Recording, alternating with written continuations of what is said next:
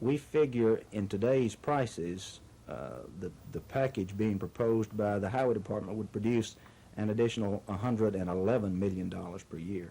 Rather than the figure that's proposed? Rather than the $80 million, as I understand their proposals. Let's say that you pay 70 cents basically today for your gasoline. Of that, 13 cents is tax. Under the Highway Department proposal, as I understand it, that would be an additional 6.5 cents, which would immediately cause that same gasoline to be priced 76.5 cents a gallon.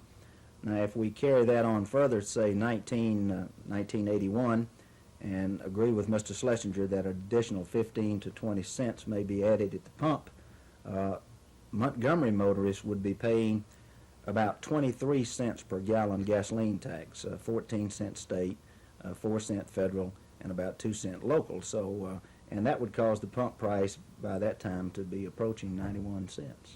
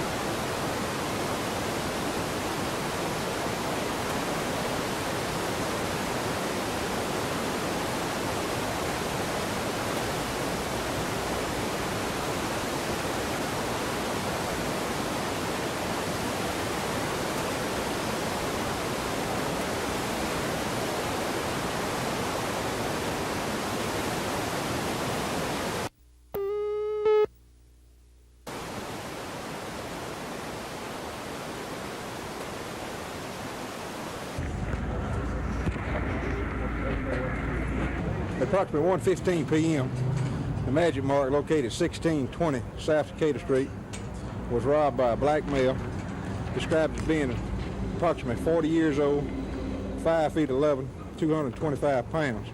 He was armed with what the victim said, police-type nightstick, which he did hit the victim in the head and in the back and on the hands with a nightstick.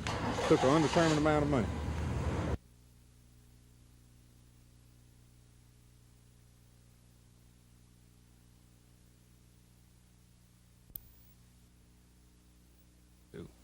The Joint Legislative Budget Committee ended its hearings today receiving a report from the prison system.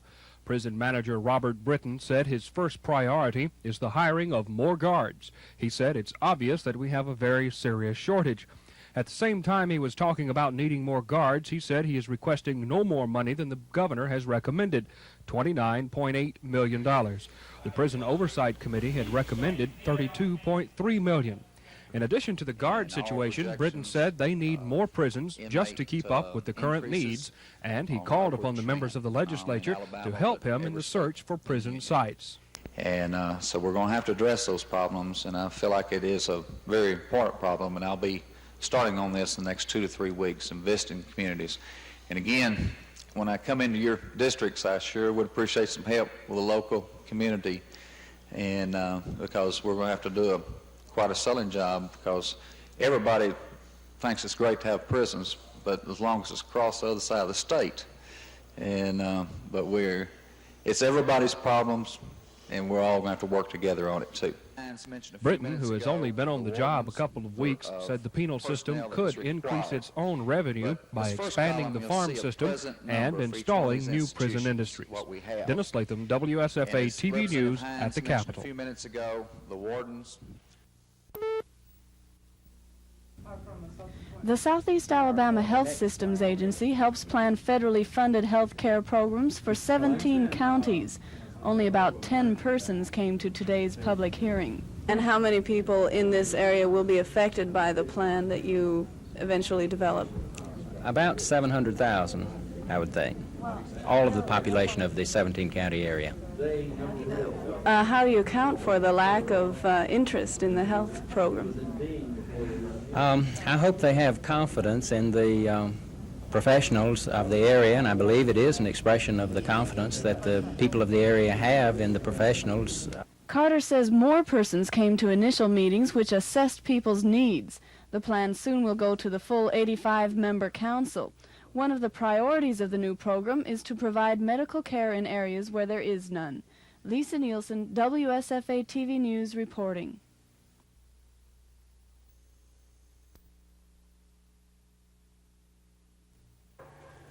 Millions of small miniature liquor bottles pass through Alabama's Alcoholic Beverage Control Board warehouse every day, part of the ABC's regulations which mandate all bars and restaurants in the state to serve drinks only from miniatures. The small bottles first originated as a promotional scheme for liquor companies who now have tried to shy away from the practice because of the increased bottling and shipping costs. ABC board members, while not available for camera interviews, did tell us that public pressure around the year 1937 forced them to use the minis because Alabama citizens felt they were easier to use and easier to keep up with. But because the distillers are trying to curtail their use, the state liquor agents are having a harder time filling individual bar and restaurant orders. This has led to waivers being issued allowing retailers to serve out of the larger fifth and quarts when the miniatures are not available. But even that practice is hurting individual cities who have an alcohol tax structure based on the miniature bottles. The city of Montgomery, however, levies a straight 5% liquor tax on the retailer's monthly purchase of alcohol from the ABC warehouses, regardless of whether or not that purchase includes miniature bottles, so Montgomery doesn't suffer. But Huntsville is different. It depends heavily on the sale of individual miniature liquor bottles to determine how much of a tax it can levy on liquor sales. With liquor distributors shying away from miniatures, it puts pressure on Alabama to begin considering changing the miniature laws. But because this change would take revenue from cities, it must wait. In 1975, the ABC board tried to repeal the miniature rule, but this was a tax problem that forced them to keep the rule intact. Chris Grimshaw, WSFA TV News.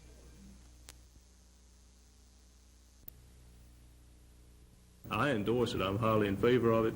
I do not think the consumer should have to pay for the accidents that occur. I think the investor, the people that own the company, should have to pay for it. And I can honestly say that I would think, it's just common sense, I would think that 99% of the people of this nation would favor that bill. Had an obvious effect on area rivers and lakes, prompting Alabama Power Company officials to open the gates at some of their dams. When water began rising last night, Power Company officials kept watch, and before the night was over, they opened all floodgates at Martin Dam. The water in the lake now exceeds the 252-foot full mark. Rising waters are a partial result of dams being opened upstream. The Mitchell and Lay dams have both opened floodgates. All of this water is pouring into the Coosa River and flowing southward toward Montgomery.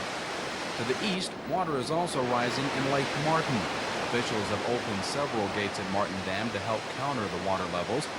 Alabama Power officials say when they open gates, it causes quick rising waters on the Tallapoosa River, and they therefore warn residents in low-lying areas to be aware. Throughout the rest of Coosa and Elmore County, small creeks and streams are beginning to swell, and in several places roads are being closed due to high waters. Here, Highway 29 in Elmore County fell victim to the day-long rains. The rushing water from the already swollen Coosa and Tallapoosa rivers are converging in Wetumpka, where they form the Alabama River. Because both Martin and Jordan Dam gates are open, the Alabama River will experience drastic level increases, especially when the waters reach the Montgomery area. Michael Jones has more on the river's effect to the capital city. The flood stage for the Alabama River here in Montgomery is 35 feet. At 1:15 this afternoon, the river had reached 36 feet. And according to the National Weather Service, the Alabama River should crest here in Montgomery at 47 feet, 12 above flood stage on Sunday. But to the north of Montgomery, the city of Wetumpka is facing a far more serious problem. The Coosa River is expected to reach 55 feet tonight, a new record. Residents near the banks of the Coosa River in Wetumpka should be ready to take the necessary precautionary measures. The Weather Service says the storm front is moving to the southeast, out of the Montgomery area. Michael Jones, WSFA TV News. Since last night, heavy rains pelted much of the state, including the city of Clanton. Nearly 10 inches of rain forced many culverts and creeks to overflow, closing roads and flooding homes. This morning, the decision was made: evacuate those residents in low-lying areas of the city. Close to 250 persons spent much of the day in a Red Cross shelter or in the homes of friends. As the waters continued to rise, some residents left their homes, but others decided to stay. Clanton Mayor Basil Clark personally urged residents to leave, but for some, the answer was no. Property damage was extensive, and Clark says he will ask Governor James to declare the city a disaster area so they can receive funding to rebuild and repair their losses. Estimated around $250,000 to $300,000. It's not as bad some places is over here. They just got up partially on the houses. Over here, some of the houses are halfway under the water. A few Clanton residents were unaware of the flooding. Lee Live Oak returned to find his home under several inches of water. His wife was safe with her mother, while Live Oak seemed in a daze, thinking of the future and the job of putting the pieces back together. How long do you think it'll take? I have no way. You can talk to the mayor and see if he can't get something done about these creeks around here, too. Get them dredged out. But at the moment, what do you plan to do? Just sit and watch it. That's all we can do.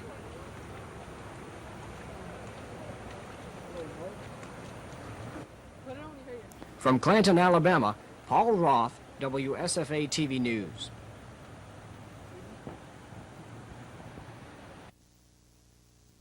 We intend to file first thing Monday morning a motion to the Alabama Supreme Court asking the court to reset the execution date for John Lewis Evans. What will be the effect of his federal court appeal?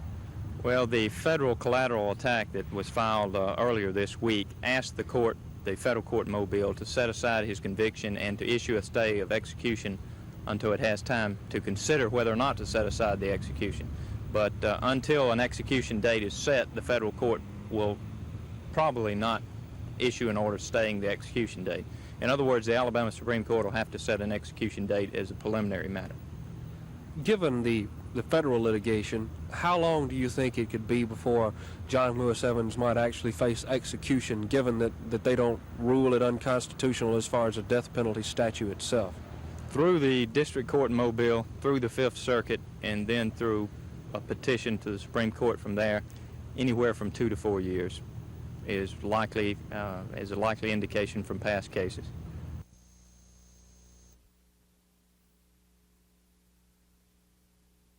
Hours. Creeks and rivers flooded neighborhoods in the countryside. Hundreds of families in several communities were caught by surprise. Many were evacuated, some left without help, others were stranded in their homes. One hard-hit area was the Birmingham suburb of Pelham, where more than 200 people fled a trailer park and apartment buildings. Many were helped out by National Guardsmen, who will continue to search the area until the water goes down. Rescuers hope then to recover the body of a man believed drowned in this creek. He is the only one known to have died. 2 small towns farther south of Birmingham were flooded. There were several tornadoes seen, but no reports of damage. Alabama weather officials say this was the worst rainfall in more than 60 years. Bob Jimenez, NBC News, Birmingham, Alabama. It began raining in the Tuscaloosa area Wednesday night and didn't let up until this morning. In excess of 10 inches of rain fell, causing the Black Warrior River to rise rapidly and spill over its banks. At the Oliver Lock near Tuscaloosa, flood stage is 47 feet. Shortly after noon today, the river crested at 65.7 feet, or almost 19 feet above flood stage. In the wee hours of this morning, evacuations began.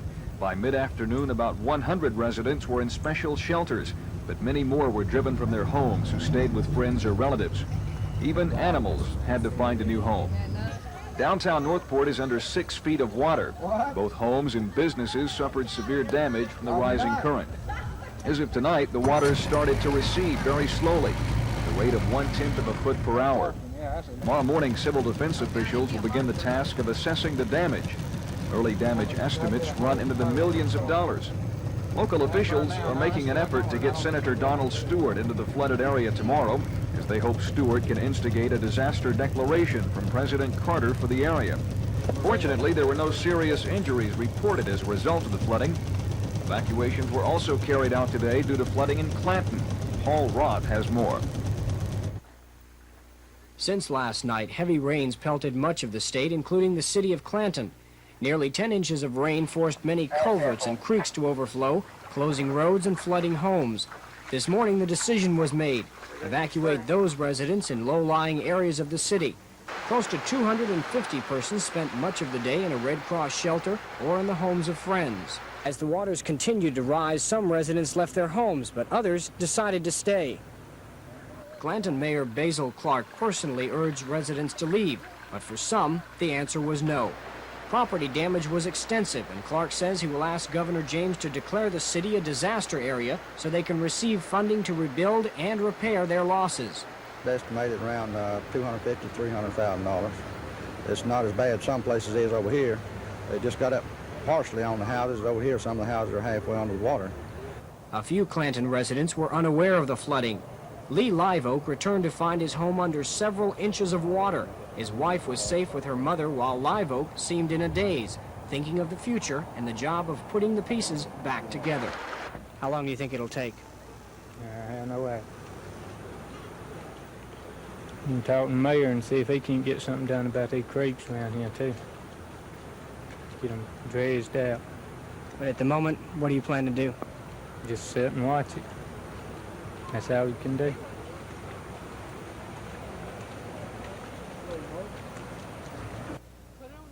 From Clanton, Alabama, Paul Roth, WSFA TV News.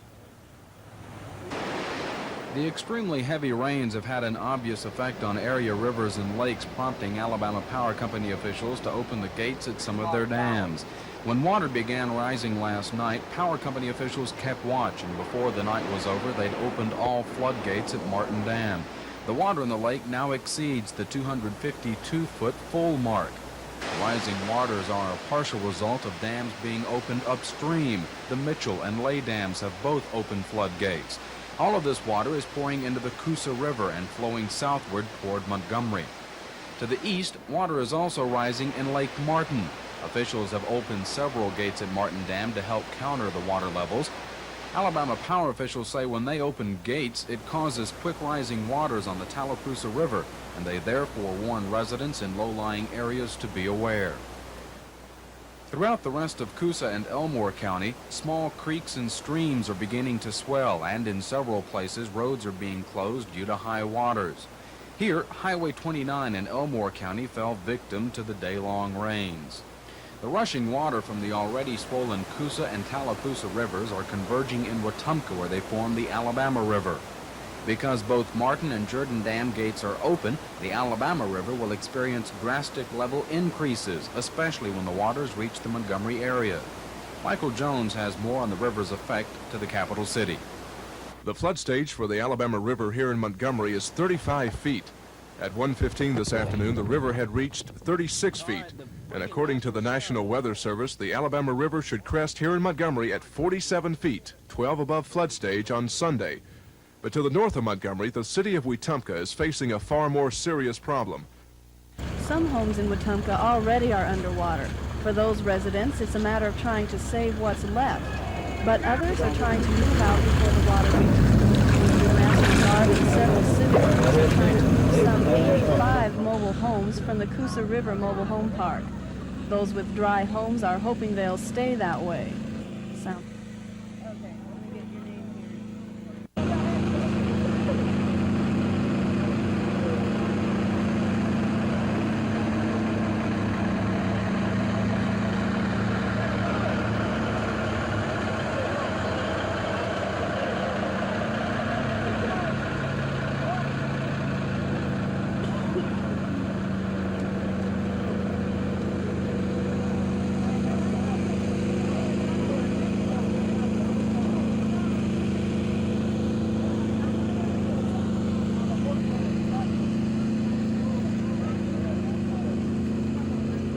A lot of folks being moved out here tonight. Is your trailer underwater? Or? No, ma'am. It's just back up there. About 4 or 5 trailers up there. I don't know if it's water making or not. So what are you going to do tonight? Pray. Businesses along the Coosa River in downtown Wetumpka also are in danger. Shopkeepers are trying to save their goods from the floodwaters and from possible looters. Though many citizens are rolling up their pant legs and helping, Mayor Melvin Gray says sightseers are a problem. A lot of homes is flooding. We're trying to get all the businesses, the inventory and all raised up. Some of them are moving out.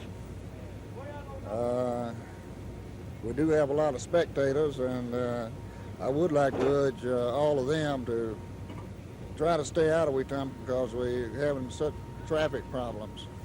It's going to be a long night in Wetumpka. The river is supposed to crest at 55 feet around midnight, so the citizens of Wetumpka will be waiting and watching.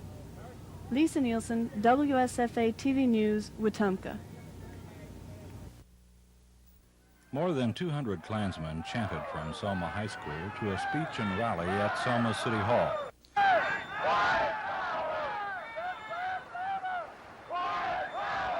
Chant of white power filled the city's main business district for more than an hour.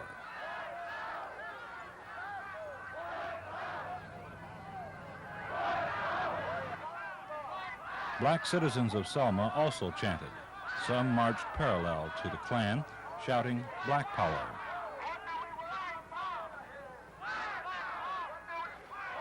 There were considerable instances of exchanges verbally, but there were no incidents in the 2-hour episode.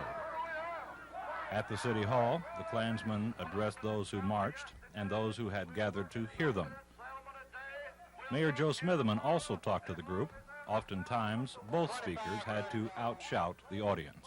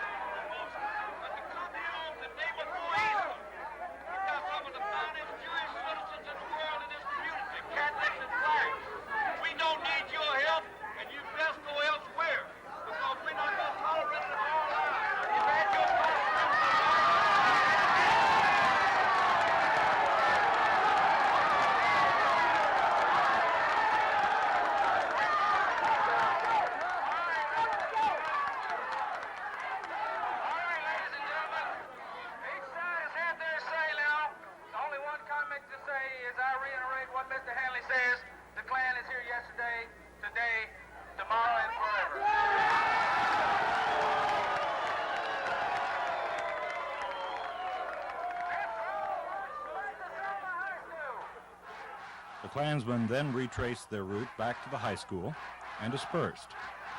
A rally will finish the day for Klan activities in Selma. That rally is planned at the George Wallace Junior College campus tonight. Clark Edwards, WSFA TV News, Selma. The march began from the steps of the state capitol. 75 Klansmen in robes and another 25 non-robed members and supporters walked to the federal court building.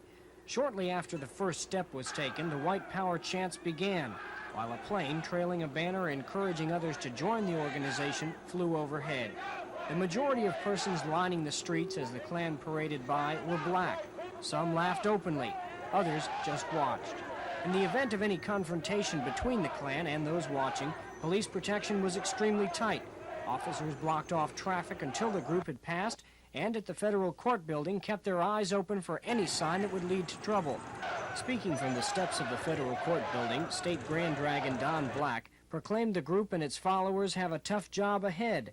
Black compared the Klan's fight to change what they call an unfair tax structure to efforts by the nation's forefathers to repeal what they thought were similar taxes.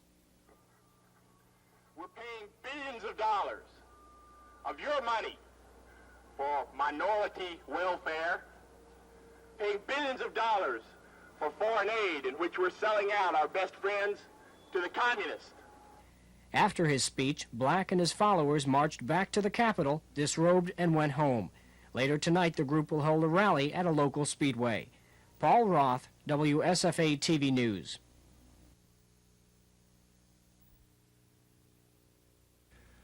About 40 families have been evacuated so far in North Montgomery, around North McDonough Street, Casada Ferry, and Jackson Ferry roads. These people on Graves Alley off of North Decatur Street were packing the last of their belongings while the water continued rising. This morning in Wetumpka, the Coosa River began a slow decline after overflowing its banks last night. It crested at just under 55.5 feet at 2 a.m., and by mid-afternoon was down to 53.9 feet. Meanwhile, the Alabama River here in Montgomery continues rising, up to 48 feet at 3:30 this afternoon. It's currently expected to crest at 55 feet Monday. Evacuation efforts were also underway just north of the Montgomery city limits this morning on the Lower Wetumpka Road off of 231 North. Water overflowed the road, flooding fields, and forcing cattlemen to remove their herds. Inmates at the Red Eagle Honor Camp were moved today to other facilities in the area until the waters recede. The Red Cross has set up an emergency shelter at the Chisholm Elementary School for anyone left homeless by the high waters. Red Cross officials are asking people in Montgomery needing shelter to call this number, 834-8680, for information. Michael Jones, WSFA TV News.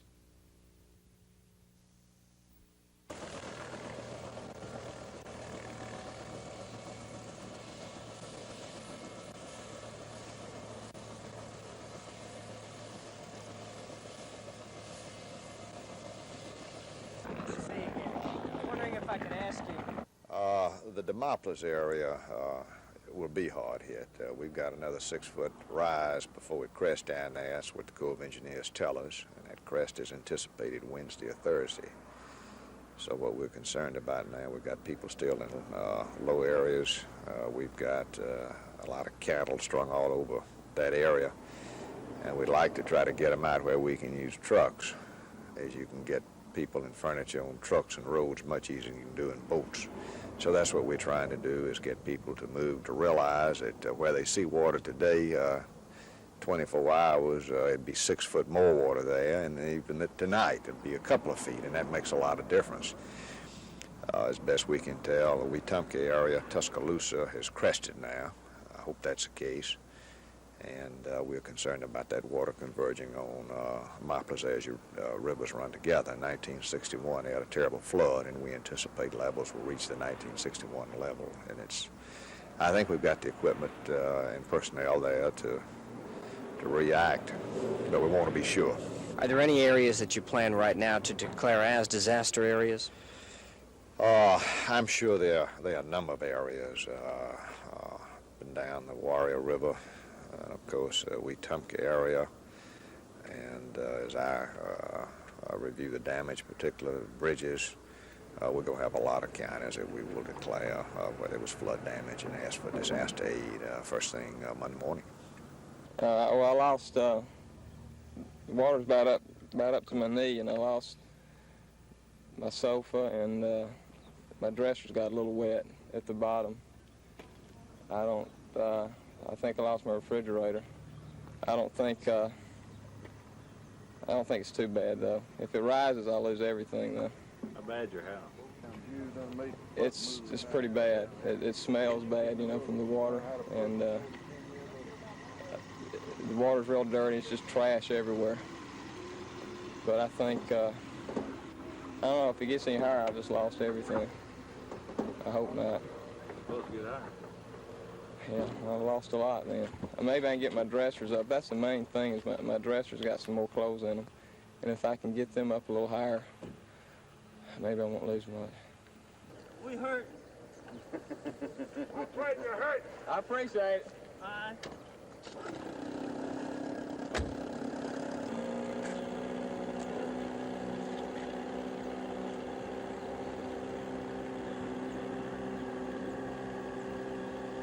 Get on that! right there in the seat. Why didn't you pick it up?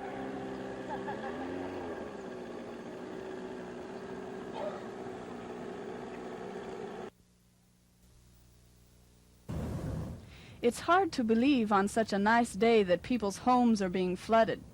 It seems like a good day to go fishing or to play baseball or just sit on your back porch and watch the cars drive by. In fact, it's so hard to believe that only about 200 Selma families have left their homes. Civil defense authorities predict that number will increase to 2,000 by the time the Alabama River crests at 57 feet. That's expected to happen Wednesday morning. The river is supposed to crest in Selma 1 foot lower than it did during the 1961 flood. Nell Johnson is one of the disbelievers, despite the fact that already you have to drive over water-covered roads just to get to her house. I still have my beds, and I'm going to stay in here tonight. Despite all the warnings that you should get out? Warnings? I haven't had any warnings that I should get out. The water is rushing right up in your front yard. But I've got a boat and a pickup truck, so we can still get through. So you're not worried? No, I'm not. A lot of people are. Well, I'm worried. That'll make you worry, of course, but I don't think it's going to get in my house. It may, but I don't think so. Were you here in the flood of 61? Mm-hmm. And did it get you? It sure did. Got 2 feet in my house. Well, I hear this is supposed to be just a foot lower than the 1961 flood. That's what they say. But you don't believe them? I'll wait and see. I'll wait and see because you hear all kind of things. The Dallas County Civil Defense Director says by Tuesday evening rescuers may be using boats to forcibly save stubborn residents who just don't believe the water will reach them. But in Demopolis, where the Tombigbee and Black Warrior rivers merge, the water is supposed to reach 74 feet, the highest in that city since 1818. Preparations are underway there to handle the river's crest Wednesday evening. Lisa Nielsen, WSFA TV News, Selma.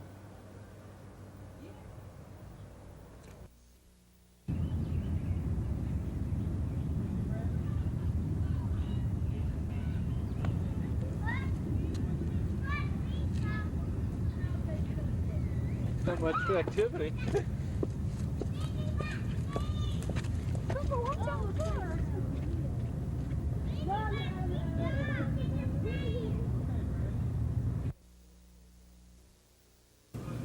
The status of that case right now, as I understand it, is that Judge Bavard Hand, federal judge in the Southern District, has required the lawyers for the Southern Poverty Law Center to come to Mobile and to adequately explain to the judge how 1 week they are representing their client to be mentally incompetent on making decisions, and the next week they're saying he is not mentally incompetent. They want, they're going to have to, I think, show clear and cogent proof that they did not misrepresent facts to one court or the other, to either Judge Bavard Hand or to the Supreme Court. Judge Hand indicates in his order to Southern Poverty lawyers that if he's not satisfied, then he's going to deny the petition that they file on behalf of Evans.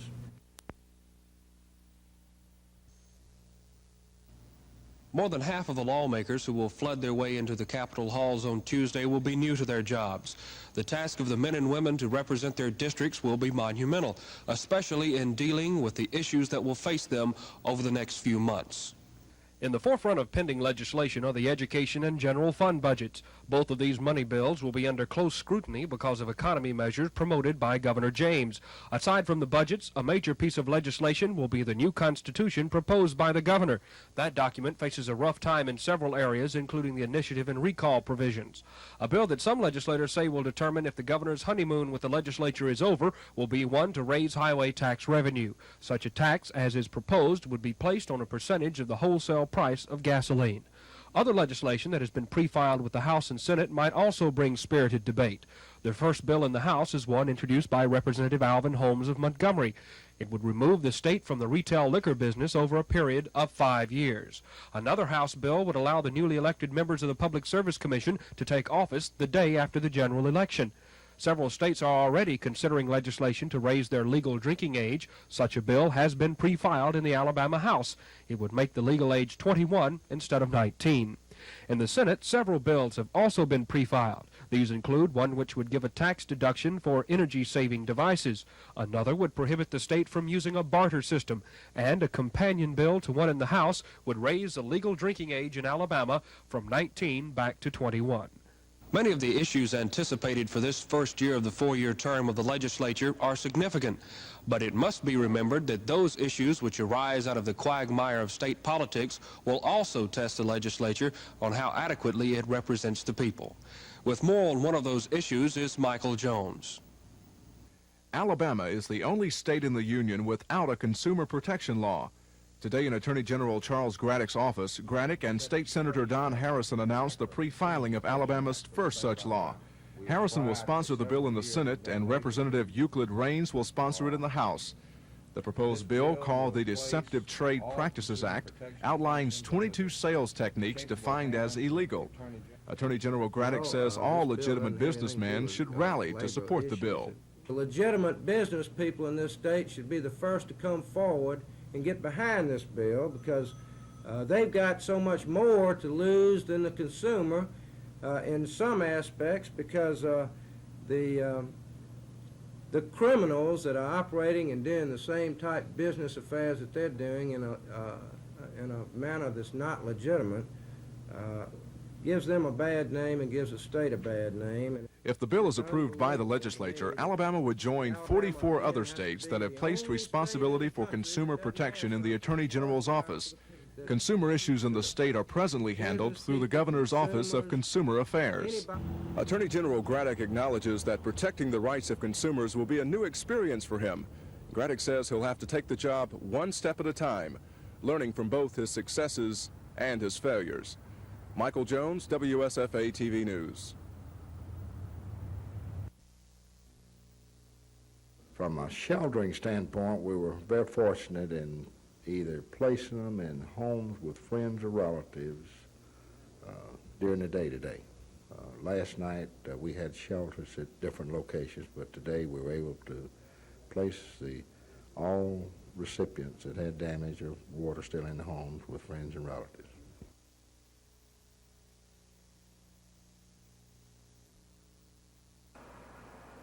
The rebels held a workout at Patterson Field Saturday before leaving for Savannah. Montgomery's 1979 entry in the Southern League has several new faces, including manager Denny Summers, who says the club made good progress in spring training. And what we've seen, we should have come up to Montgomery with a good, strong pitching staff, good, strong starters, and some young men that have had experience out of the bullpen.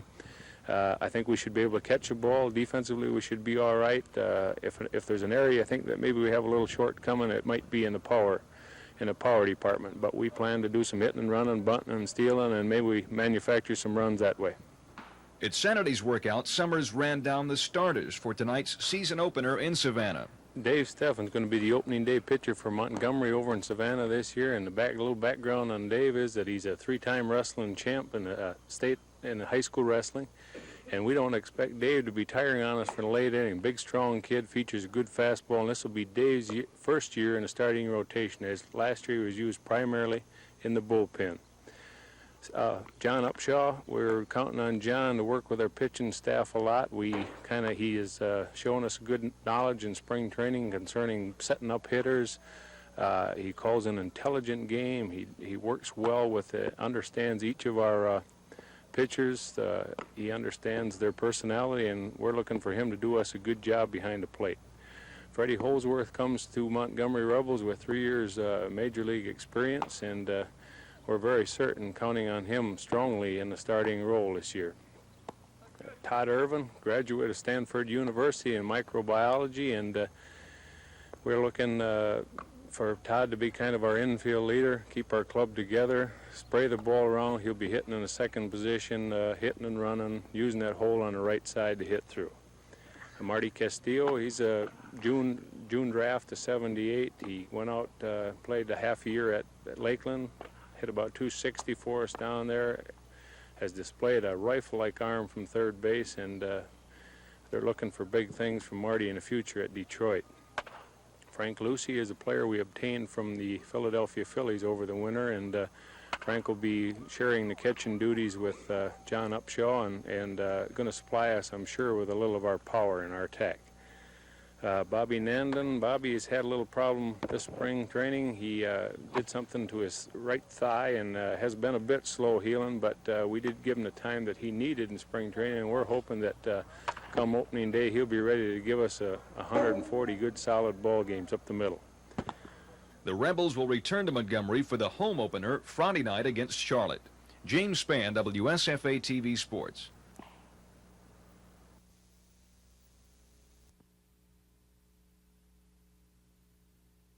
I've never seen anything like it in my life.